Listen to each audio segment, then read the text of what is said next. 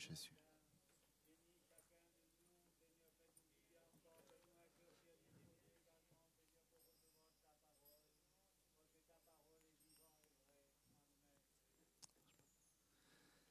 Gloire à Dieu.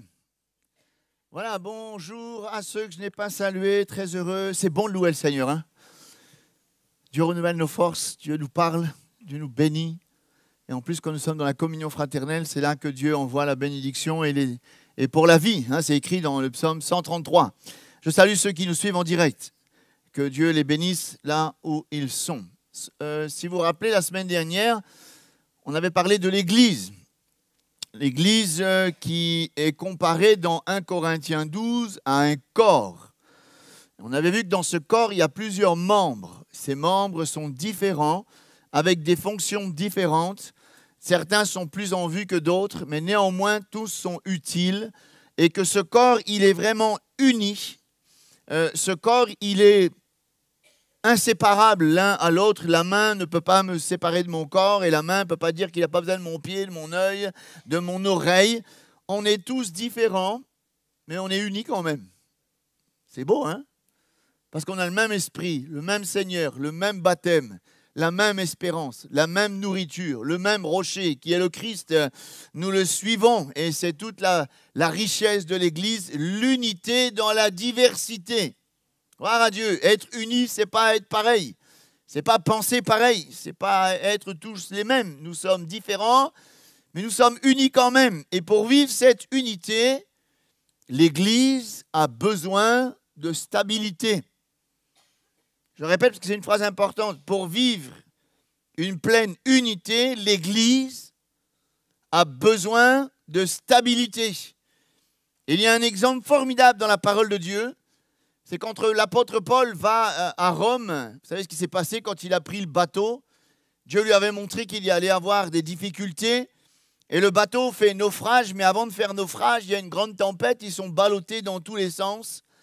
Et là, dans Acte 27, je le cite juste pour vous, après on ira lire dans Acte 2.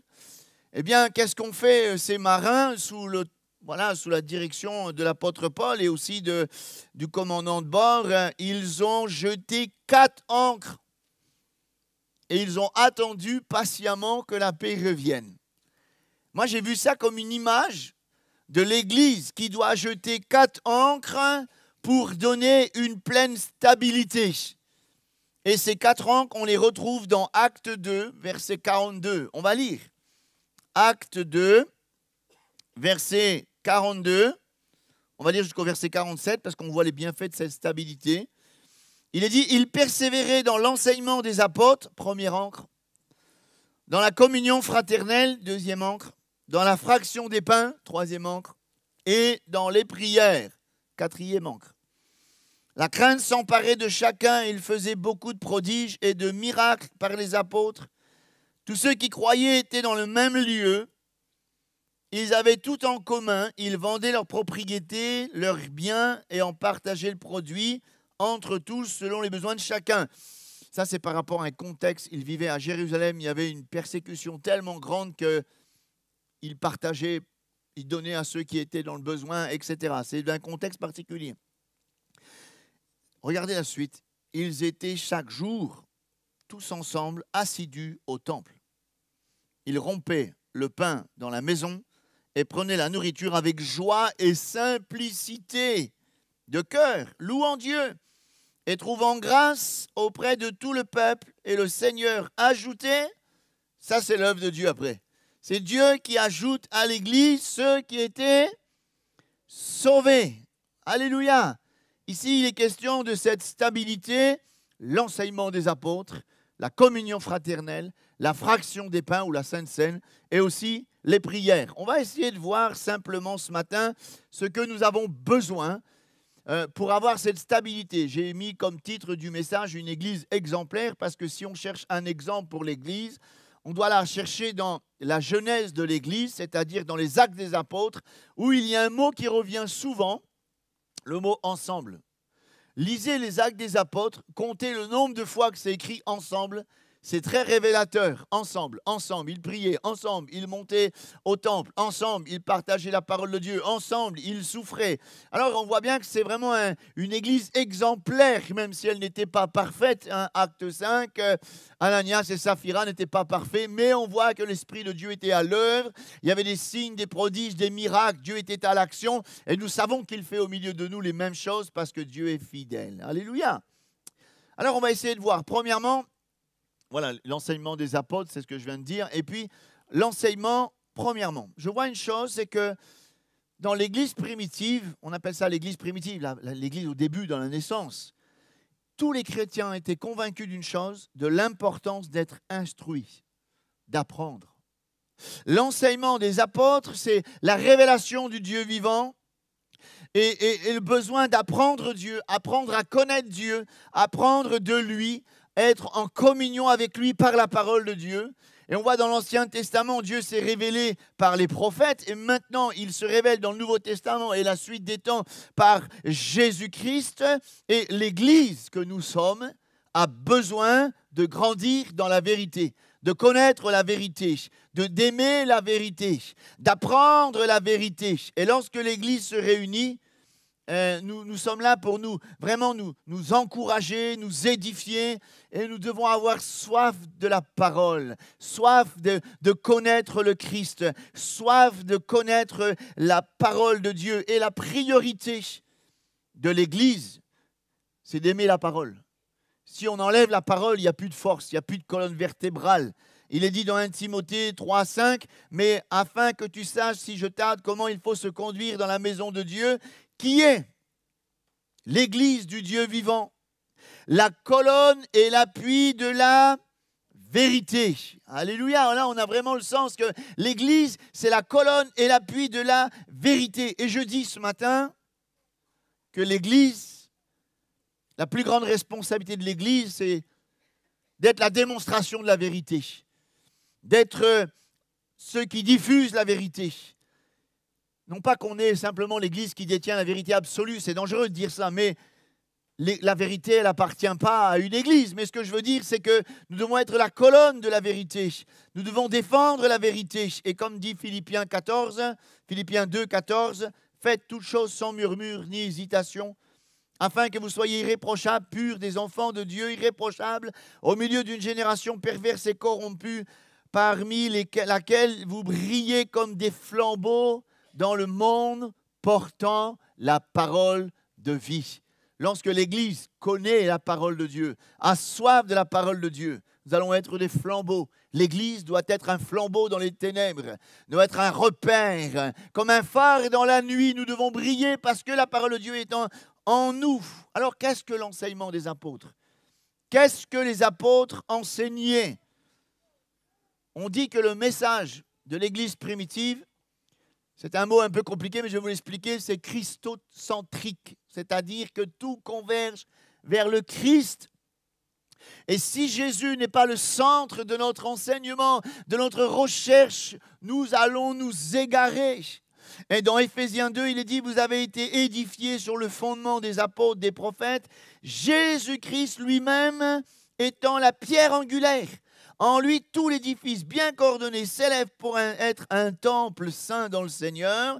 Et lui aussi, en lui, vous êtes aussi édifiés pour être une habitation de Dieu en esprit. On voit bien ici que la parole de Dieu était le centre. Et l'Église doit vraiment s'attacher à rechercher, à connaître le Christ. On ne va pas connaître Jésus dans les rêves. On ne va pas connaître Jésus dans une expérience seulement. On va le connaître à travers la parole de Dieu. On doit rechercher ce qui est profond dans la parole de Dieu. Et on doit lire la parole de Dieu et on doit avoir soif. Dieu se révèle à nous. Et l'Église doit enseigner plus que des choses agréables. La Bible dit que dans les derniers temps, les gens auront la démangeaison d'entendre des choses agréables. Ne tombons pas dans le piège de rechercher que des choses agréables. Nous devons rechercher le Christ. On n'a pas besoin d'une nouveauté. Il y a de ceux qui inventent des nouveautés tous les mois pour être à la page et pour créer le buzz, pour être à la mode. On n'a pas besoin d'être à la mode et faire le buzz.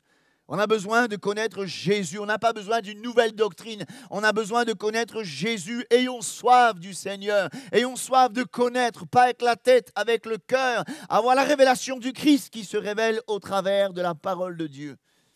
La doctrine ne change pas. Le ciel et la terre passeront, mais mes paroles demeureront éternellement. Alléluia. Nous devrions être une église qui a soif d'apprendre. Comme dit Pierre dans 1 Pierre 2, verset 1, il est dit « Désirez comme des enfants nouveau-nés le lait spirituel afin que par lui vous croissiez pour le salut. » L'image de Paul, elle parle d'elle-même. On a des petits bébés, je vous assure, quand c'est l'heure du lait, la faim vraiment, il a soif du lait, il a besoin de son lait. C'est quelque chose qu'il faut. Et puis, si la maman, elle amuse un peu avant de partager son biberon, de préparer le biberon, le maman, il crie d'un air de dire dépêche, à eau, ma faim. C'est une belle image, je trouve. Et c'est la même pensée pour l'Église. On doit avoir soif de la parole. Je ne sais pas de quoi on a soif. Parfois, on a soif d'une expérience. N'ayons pas soif d'une ambiance. Ayons soif de Jésus à travers la parole de Dieu. Et vous allez voir que dans les Éphésiens 4, il est parlé de tous les dons de Christ, les dons de ministère de Christ. C'est pour un but d'édifier l'Église, de fortifier l'Église. Et ce que Paul dit dans Éphésiens, c'est que Dieu a donné à l'Église des hommes capables d'enseigner la parole de Dieu. Je pense aux diacres, aux pasteurs. Et le but, c'est de connaître, de mettre la vérité, de faire connaître la vérité. Il faut que l'Église soit enracinée dans la parole. C'est la force de l'Église, ce n'est pas une ambiance. Je disais la semaine dernière que l'Église n'est pas un club. La pierre angulaire de l'Église, c'est Jésus. Et nous devons connaître Jésus. On a besoin d'avoir soif de Jésus. Dans Osée chapitre 4, il y a un constat qui est ici. Mon peuple est détruit parce qu'il manque de connaissance. Puisque tu as rejeté la connaissance, je te rejetterai, tu seras dépouillé de mon sacerdoce. Puisque tu as oublié la loi de ton Dieu, j'oublierai aussi tes enfants. Osée nous révèle un triste constat, c'est que nous devons faire attention de ne pas tomber dans un manque de connaissances. Vous savez, quand il y a un manque de connaissances, on peut être séduit. Quand il y a un manque de connaissances, on peut tomber dans des travers.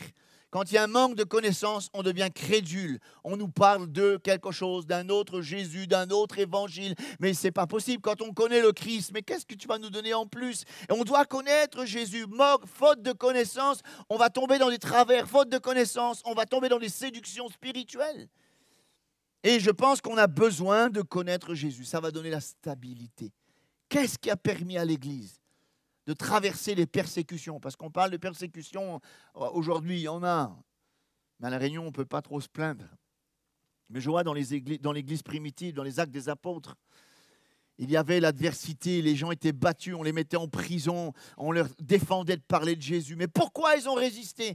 D'où vient cette force? Ils connaissaient la parole. Ils connaissaient Jésus. Ils connaissaient le ministère qui était attaché à la parole.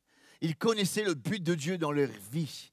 Et nous devons de plus en plus être comme les chrétiens de Béret, être bercés dans l'Écriture. Jeunes gens, vous êtes forts parce que la parole de Dieu demeure abondamment en vous. Si on ne connaît pas la parole de Dieu, notre foi, elle est faible. Si on ne connaît pas la parole de Dieu, on n'a pas de racine. La foi vient de ce qu'on entend. Ce qu'on entend vient de la parole de Dieu. Et si on n'a pas de communion avec la parole de Dieu, si on n'a pas l'enseignement de la parole de Dieu, si on n'est pas rempli de la parole de Dieu, on est comme un arbre qui n'a pas de racine. Le premier cyclone, on va voler. La première adversité, on ne va pas pouvoir résister. La force de l'Église, c'est la parole de Dieu. Ayons soif de la parole. Gloire à Dieu. Deuxièmement, on peut dire que il persévérait aussi dans la communion fraternelle. Je crois que la communion fraternelle, ça va permettre de conserver l'unité. L'unité. La communion fraternelle des chrétiens, c'est un élément essentiel pour la stabilité de l'Église. Comme on l'a vu la semaine passée, la communion fraternelle, elle est un peu comme une image à un corps qui a plusieurs membres. Mais il me semble qu'on doit rechercher cette communion fraternelle. La communion fraternelle ne viendra pas à nous automatiquement. Nous devons la rechercher, aller vers l'autre. Et dans le mot communion fraternelle, c'est associé, partenaire, une union commune, comme nous sommes tous unis avec le Christ, et que mon frère aussi est uni avec le Christ, nous ne pouvons pas être désunis. Si on est attaché à Jésus, automatiquement, on est en communion avec les frères. Dites-moi, ce n'est pas ce qu'on fait au travers de la Sainte Seine? On proclame qu'on est unis. Ainsi, ceux qui reçoivent le Christ comme leur sauveur, ils deviennent partenaires des uns et des autres. Nous sommes liés dans un lien d'amour et c'est une association permanente. Nous sommes unis et il ne faut rien laisser, il ne faut pas se priver de cette communion fraternelle. Et si l'Église primitive qui a essuyé la persécution, le mépris, ils ont été frappés, comme j'ai dit tout à l'heure, qu'est-ce qui leur a permis de résister? C'est que dans les coups, ils étaient ensemble. Dans la victoire, ils étaient ensemble. On avait vu ça la semaine dernière. Si un membre souffre, c'est tout le corps qui souffre. Et je me dis que si un chrétien ne pratique pas, ne recherche pas la communion fraternelle, il est affaibli. J'ai 3 images. Regardez en savane. Pas Saint-Paul, en Afrique. Il y a le troupeau de zébus et il y a monsieur le lion. Lui, c'est le lion qui cherche le moment favorable. Quand il voit un troupeau bien solidaire, il réfléchit et il se dit, si jamais m'y rentre dans là, ben ça donne moi un coup de corne. Par contre, il est patient, il veille. Dès qu'il voit un zébu qui est plus téméraire que les autres ou quelqu'un qui est un peu malade à la traîne, il est une proie facile. Veillez. Votre adversaire, le diable, rôde. Il rôde celui qui se tient à l'écart. La Bible dit que celui qui se tient à l'écart s'irrite contre tout ce qui est sage. J'aime bien prendre cet exemple aussi de la communion fraternelle. C'est quand on va bientôt arriver la saison des barbecues. Ah ouais. Tous faire griller un peu de brochette, tout ça. Faites l'expérience quand vous allez allumer un barbecue, quand tout le charbon est ensemble, c'est tout rose. Mettez pas votre main dedans, vous allez vous brûler. Prenez un seul morceau de charbon avec une pince. Mettez-le à côté. Vous attendez 10 minutes. Vous ne touchez à rien. Je vous défends de mettre votre main dans le barbecue, vous allez vous brûler. Par contre, celui qui est tout seul, vous pouvez le prendre à la main, il ne brûle plus. Vous voyez, quand on est ensemble, on se réchauffe. Quand on est ensemble, on s'exhorte. Quand on est ensemble, on s'édifie. Quand on se tient à l'écart, on est affaibli. C'est aussi, comme dit Jésus dans Proverbe, les animaux nous donnent des leçons. Quand on voit, pas à la Réunion parce qu'on ne les voit pas trop, mais en France, quand les oiseaux vont en Afrique, les oiseaux migrateurs, avez-vous remarqué que quand on voit les reportages, ils volent en V? Vous avez vu? Et puis, ce n'est pas toujours le même qui est devant. Parce que celui qui est devant, il prend un appel d'air sérieux, il s'essouffle. Celui qui est derrière, il est porté par l'appel d'air. Alors, au bout d'un certain temps, les derniers deviennent les premiers et puis ils cèdent ensemble. C'est ça la communion fraternelle. Nous devons la rechercher. C'est une force pour l'Église. Il n'y a aucune raison de se priver de la communion fraternelle. Il faut la rechercher. Dans les Actes des Apôtres, chapitre 2, verset 46, ils étaient chaque jour ensemble, assidus au temple. Ils rompaient le pain dans les maisons, ils prenaient leur nourriture avec joie, simplicité de cœur. Il y avait une telle simplicité. C'est ça qu'on a et qu'il faut conserver, la simplicité de cœur. Il n'y a rien de compliqué pour quelqu'un qui a un cœur simple. Nous ne devons pas compliquer les choses. Aimons être ensemble. Les croyants étaient heureux d'être ensemble. Il y avait de l'empressement d'être dans le rassemblement, dans l'assemblée. Et vous avez remarqué qu'ils se rassemblaient tous les jours. Tous les jours, parce qu'il y avait un empressement. Nous, on se rassemble le dimanche, le mercredi et le vendredi. Merci Seigneur pour nos rassemblements. Ne négligeons pas nos rassemblements. Il y avait... J'ai remarqué que c'est souvent comme ça quand on vient de connaître le Seigneur et que quelqu'un vient chez nous à 5h30. Moi, je sais qu'à un moment donné, il y avait un combat. Tous les jours de réunion avec mon épouse, demandez-lui, il y avait quelqu'un qui venait chez moi à 5h30. Il m'a eu une fois, 2 fois. La 3e fois, je lui dis, excuse-moi, pardon, s'il vous plaît, j'ai un rendez-vous important, on repasse demain. 5h30, moi, mi taille la route, maintenant un rendez-vous. Il a une communion, une convocation solennelle Quelle importance on donne à la communion fraternelle, à nos rassemblements. Il doit y avoir un empressement. Je suis dans la joie quand on me dit « Allons à la maison de l'Éternel ». Et lorsqu'on n'est pas présent dans la communion fraternelle, nous sommes personnellement déstabilisés. Mais l'Église est déstabilisée parce qu'il y a un manque. Mettons un point d'honneur de vivre la communion fraternelle. J'ai vu au verset 46 qu'ils étaient assidus, fidèles. Ce qu'on demande des dispensateurs, c'est qu'ils soient trouvés fidèles. Et si Dieu nous trouve fidèles dans les petites choses, il va nous en confier le plus grand. Hébreux 10, on a souvent détourné le sens de ce passage. Il est dit, n'abandonnez pas votre assemblée comme c'est la coutume de quelques-uns, mais exhortons-nous réciproquement, cela d'autant plus que vous voyez s'approcher le jour. Ici, c'est comme si le Seigneur il est en train de dire au peuple, ne fuyez pas la communion fraternelle. C'est ça que ça veut dire dans ce texte. C'est une bénédiction d'être ensemble, non? On s'encourage, on s'édifie. Moi, des fois, j'arrive, ça ne se voit pas, ça c'est pas marqué sur mon visage. C'est dur, c'est pas facile. Et puis, je vous entends prier. Ah, Seigneur, ça me renouvelle mes forces. Alléluia. Et si on se prive de ça, on se prive d'être fortifié, on se prive d'être renouvelé, encouragé. Qu'est-ce qui enlève notre priorité? Il y avait une priorité pour les chrétiens de l'Église primitive. Il y avait une régularité. Des fois, c'est le manque de vision. Que Dieu nous donne une vision sur l'Église. On ne voit plus l'intérêt d'être à la brèche. Quand l'Église est ensemble, c'est pour prier, pour pouvoir intercéder. Le manque d'appétit spirituel, le manque d'importance d'être ensemble, l'indifférence à l'égard du combat de notre frère, notre sœur, le manque de persévérance, ou peut-être, je dirais, c'est un manque de vision, un manque de discipline. C'est une discipline, la communion fraternelle. C'est une discipline. Je sais que tel jour, j'ai un rendez-vous solennel avec mes frères et sœurs. C'est sacré. Je veux le mettre à part. Je n'ai pas le droit de laisser quelqu'un m'enlever cela. C'est important. Je ne sais pas si on a compris ça. Il y a de la joie dans notre cœur quand on nous dit « Allons à la maison de l'Éternel ». Alléluia. Mais que personne nous prive de cette joie. Il y a un empressement. Alors, avant d'aller plus loin, je me suis posé une autre question.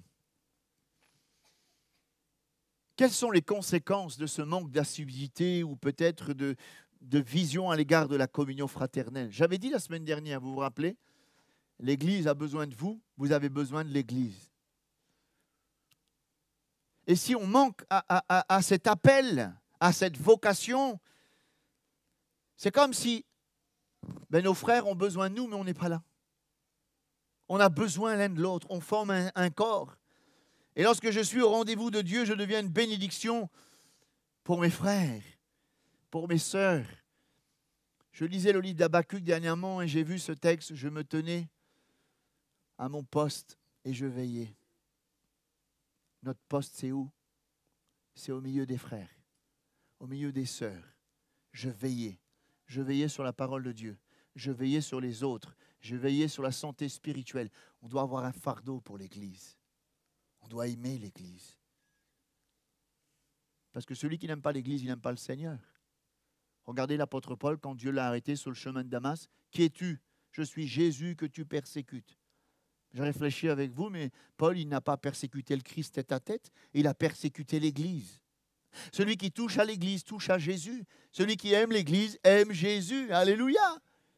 Gloire à Dieu.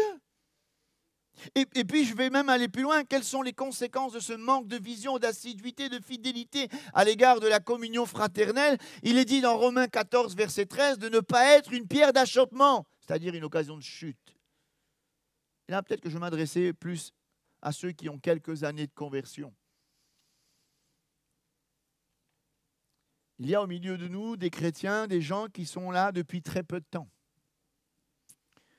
Et s'ils voient que ceux qui sont là depuis des années ne mettent pas une grande importance à être fidèles, à être assidus, à être attachés au Seigneur, quel exemple on va donner? Si nous, anciens de l'Église, on banalise ce rendez-vous solennel dans le cœur de ceux qui s'approchent de Dieu, ils vont dire, puisqu'ils ne sont pas là, je ne vois pas trop l'importance d'être là aussi. Vous comprenez, là, inconsciemment, notre vie impacte celle des autres. C'est comme les enfants. Les enfants regardent ce que nous sommes. Et vous, chers parents, si vous avez des enfants qui grandissent, si vous voulez, le défi, c'est qu'ils marchent dans les voies du Seigneur. C'est tellement agréable de voir des enfants suivre leurs parents dans les voies de Dieu. Mais là aussi, c'est par l'exemple. S'ils nous voient prier, ils prieront. S'ils nous voient aimer l'Église, ils aimeront l'Église. C'est vrai qu'il y a l'étude, c'est vrai qu'il y a les devoirs, mais c'est une question d'organisation et je pense qu'on doit aimer l'Église et ils aimeront l'Église. Si on est fidèle avec la vie d'Église, les enfants seront fidèles. On compte parfois simplement sur les animateurs de clubs et d'adolescents. Ils font un travail remarquable et on peut bénir Dieu pour leur consécration, leur travail, leur fidélité. Ils font tout ce qu'ils peuvent pour donner ce qu'il y a de meilleur. Ne gâchez pas leur travail. Encouragez vos enfants à venir à l'église.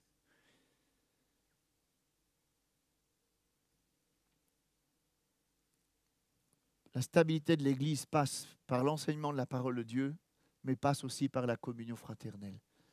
Il doit y avoir de l'empressement pour l'église. Je ne parle pas du bâtiment, c'est nous l'église. On est heureux de voir nos frères et sœurs, non? Non? Quand le dimanche matin, on se lève, je ne sais pas pour vous, mais moi, depuis 5 heures, je suis debout, je dis, ah Seigneur, je veux voir le culte ce matin, on va voir nos frères et sœurs, on va passer un moment béni ensemble. Il y a comme un feu qui s'allume dans notre cœur, non? Voilà, il faut que j'aille au culte ce matin. Seigneur. Il doit y avoir un feu dans nos cœurs, non? Un empressement. Et même quand il y a un embouteillage, je dis, ah Seigneur, dépêche, débouche chemin, s'il te plaît, vite, je dois arriver à l'église. Il y a un empressement, est-ce qu'on l'a encore cet empressement? On ne doit pas perdre la flamme. Ce que j'ai contre toi, c'est que tu as perdu la flamme de ton premier amour. Il doit y avoir un empressement. Que Dieu renouvelle notre empressement pour les frères et sœurs. Gloire à Dieu. Troisième ancre qui donne la stabilité, c'est vraiment la fraction des pains. Alors qu'est-ce que c'est que la fraction des pains? C'est la Sainte Seine. Et qu'est-ce qu'on proclame au travers de la Sainte Seine? Au-delà des emblèmes, le pain, le vin, ça peut être du jus de raisin, ça peut être du pain de mie, du pain sans levain, du pain de seigle. C'est pas important ça. Ça, ce sont des emblèmes. On proclame l'œuvre de Jésus. On proclame le bénéfice de la croix. Et aussi, on est dans l'obéissance. Quand Jésus dit « Faites ceci en mémoire de moi ». Donc, on se rappelle de ce que Jésus a accompli. On se rappelle de toute la grâce qui découle de l'œuvre de la croix. Mais pas seulement. Dans ce temps solennel, encore une fois, on proclame être en communion avec le Christ, mais bien plus, nous proclamons être en communion avec l'Église. Je ne suis pas là que physiquement, je suis là spirituellement, je suis là avec mon cœur, je suis là avec tout mon être entier. Nous proclamons notre unité avec Jésus et nous proclamons notre unité avec nos frères et sœurs. Alléluia! Et le repas du Seigneur est un temps de mémoire. Oui, on se rappelle, mais c'est aussi un temps d'unité. Attendez-vous les uns les autres. On doit s'attendre. Ça ne veut pas dire qu'on attend les retardataires. On proclame notre unité. Éphésiens 4, versets 5 et 6. Il y a un seul Seigneur, une seule foi, un seul baptême, un seul Dieu et Père de tout ce qui est au-dessus de tout et parmi nous, parmi tous et en tous. Alléluia, c'est beau ça, hein? Dans 1 Corinthiens 10, il est écrit ceci, la coupe de bénédiction que nous bénissons, n'est-elle pas la communion au sang de Christ? Le pain que nous rompons, n'est-il pas la communion au corps de Christ? Puisqu'il y a un seul pain, nous qui sommes plusieurs, nous formons un seul corps, parce que nous participons tous à un même pain. J'ai travaillé dans la boulangerie. Quand on fait du pain, on met de la farine, on met quoi encore? Du sel, de l'eau et du levain, ou de la levure. Quand on a tous les éléments sur la table, ils sont bien séparés. Mais quand le pain a fini cuit, qui ça il peut dire moi où ça est la farine, qui ça il peut dire moi où ça est le sel, où ça il est de l'eau, où ça il est la levure. Il ne peut pas. Oui, non. C'est ce que nous proclamons dans la Sainte Seine. Nous formons un seul corps. On est en communion avec la tête, le Christ, et nous sommes en communion ensemble. Là encore, cette troisième ancre amène l'unité, la stabilité. La stabilité de l'Église primitive et la nôtre aujourd'hui encore passe par ce communion avec le Christ, cette mémoire de l'œuvre de Jésus qui nous a sauvés, mais nous confessons que nous formons un corps. C'est pour ça qu'on ne doit pas se priver les uns des autres. On ne doit pas permettre à ce qu'il y ait des murs qui se séparent, qui nous séparent par une incompréhension, par une rivalité, par une jalousie, par des querelles, par des animosités. Il faut mettre tout ça par terre. On est un en Jésus. Gloire à Dieu. Quatrième ancre, le bateau va finir par être stable. Hein? Non? Les prières, vous avez remarqué que ce n'est pas marqué la prière, les prières. Et moi je pense que si le Saint-Esprit a trouvé bon de marquer les prières, c'est qu'il doit y avoir comme un équilibre entre un temps, qu'est-ce qu'il y a comme prière? L'adoration, la louange, c'est quoi la différence? J'ai déjà dit, hein, adoration, c'est dire ce que Jésus est. La louange, c'est dire merci Seigneur pour ce que tu as fait. Il y a aussi les prières, les demandes. Il y a aussi l'intercession. On se place entre Dieu et quelqu'un qui est en danger. Et il y a aussi le jeûne et la prière où on s'humilie devant Dieu. Donc il y a un équilibre. Si une église fait que la louange, elle va être que des rêveurs. Si on fait que de l'intercession, on va s'épuiser. Il faut un équilibre. Et l'église primitive avait un équilibre. Et ils étaient tous ensemble, on dirait encore, à l'heure de la prière. Pierre et Jean montaient au temple. Il y avait un rendez-vous pour la prière. Il y a un combat. Et je crois que l'Église qui prie ensemble, elle favorise l'unité. Elle favorise l'action du Saint-Esprit. N'est-il pas écrit, lorsque 2 ou 3 sont assemblés en mon nom, je serai au milieu d'eux. Gloire à Dieu. Eh oui. Alors que le départ de Jésus approchait, Jésus a fait la promesse. En vérité, je vous le dis, celui qui croit en moi fera aussi les œuvres que je fais. Il en fera de plus grandes parce que je m'en vais au Père. Tout ce que vous demanderez en mon nom, je le ferai afin que le Père soit glorifié dans le Fils. Si vous demandez quelque chose en mon nom, je le ferai. Là, Jésus montre quelque chose d'important que nous devons saisir. L'importance de la prière. Parfois, on a tous des rêves. J'espère que vous avez des rêves pour Jésus. On veut faire, on veut entreprendre. Et on a raison. La clé, ce n'est pas notre habilité. La clé, ce n'est pas notre intelligence. La clé, ce n'est pas notre force. La clé, c'est la prière. Tout se dessine dans la prière. Aucun enfant de Dieu ne peut faire l'œuvre de Dieu sans la prière. Jésus l'a bien montré dans Luc 18 qu'il faut toujours prier sans se relâcher. Quand on voit l'expansion de l'Église à Jérusalem au début de l'œuvre, c'est formidable, 3 000, 5 000, après ils ont arrêté de compter. Pourquoi, Seigneur? Ils priaient, ils priaient. Vous avez remarqué, quand vous allez regarder ensemble, ils priaient, le lieu où ils étaient tremblants. Ce n'est pas la maison qui tremble, c'est parce qu'ils étaient remplis du Saint-Esprit, parce qu'ils priaient. Rien ne peut se faire sans la prière. La puissance de Dieu, la grâce, se manifeste que dans la prière. Nous devons être des hommes et des femmes de la parole. Nous devons être des hommes et des femmes de la communion fraternelle. Mais nous devons être aussi des hommes et des femmes de prière. Un vieux pasteur un jour m'a dit ceci: si tu veux voir la santé spirituelle de l'Église, ce n'est pas à la réunion d'évangélisation qu'il faut venir, ce n'est pas au culte qu'il faut venir, c'est à la réunion de prière. C'est drôle comment parfois, et ce n'est pas un jugement que je dis, je le dis avec mon cœur. Il y a parfois un enthousiasme énorme pour des programmes. Et nous devons avoir des programmes. Ayons un enthousiasme pour la prière. C'est là que Dieu façonne nos cœurs. C'est là que Dieu nous montre son plan. C'est là que Dieu bénit l'Église. Et nous devons vraiment avoir une vie de prière. À titre personnel, mais l'Église doit avoir une vie de prière. C'est important. C'est quand même, est-ce que c'est difficile? Ces 4 choses qu'on vient voir. L'enseignement. Je ne sais pas. À moins que Josephine arrive à un stade où il dit, mais il connaît tout, moi. Tout connaît. C'est le drame quand un chrétien n'a plus envie d'apprendre. C'est un drame. Son cœur est blasé. Moi, j'ai toujours soif d'apprendre Jésus encore. Je veux apprendre encore et encore et encore et encore. Et dans 20 ans, si je suis encore là, j'aurais envie d'apprendre encore. La communion fraternelle, on doit aller la chercher.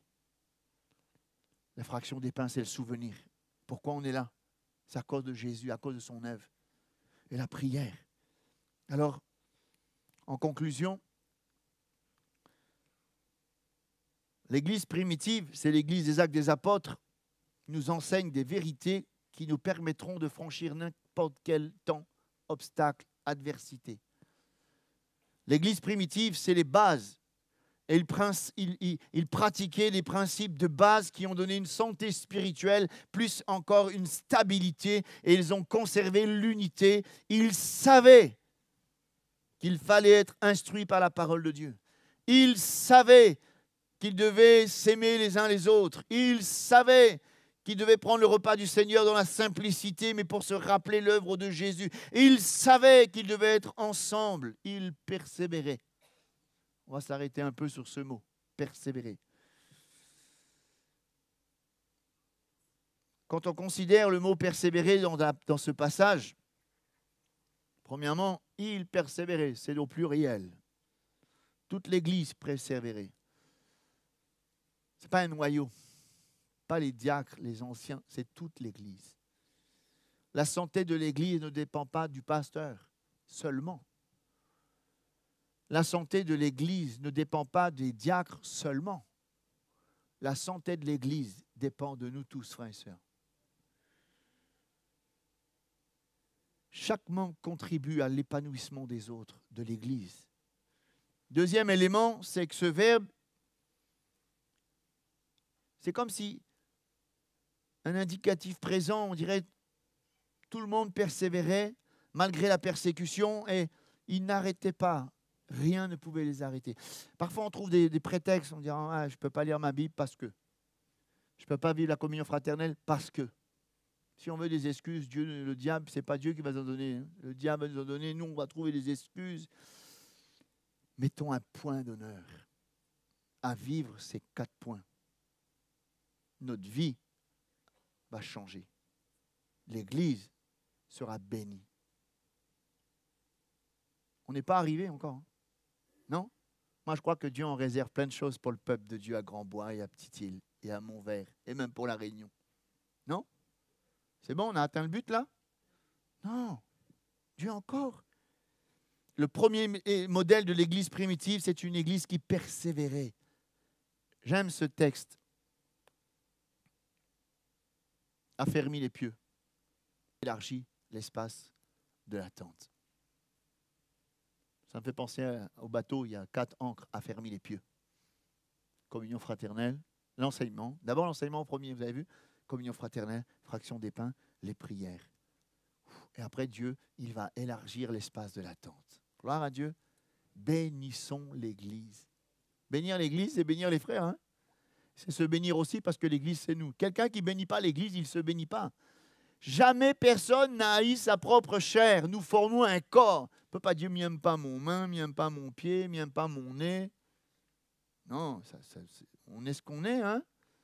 Mais aimer l'Église, c'est s'aimer soi-même, non? Parce que c'est nous l'Église. Alléluia. Merci pour ta parole ce matin, Seigneur. Merci, Jésus, pour la grâce que tu nous donnes d'être ensemble dans la communion fraternelle.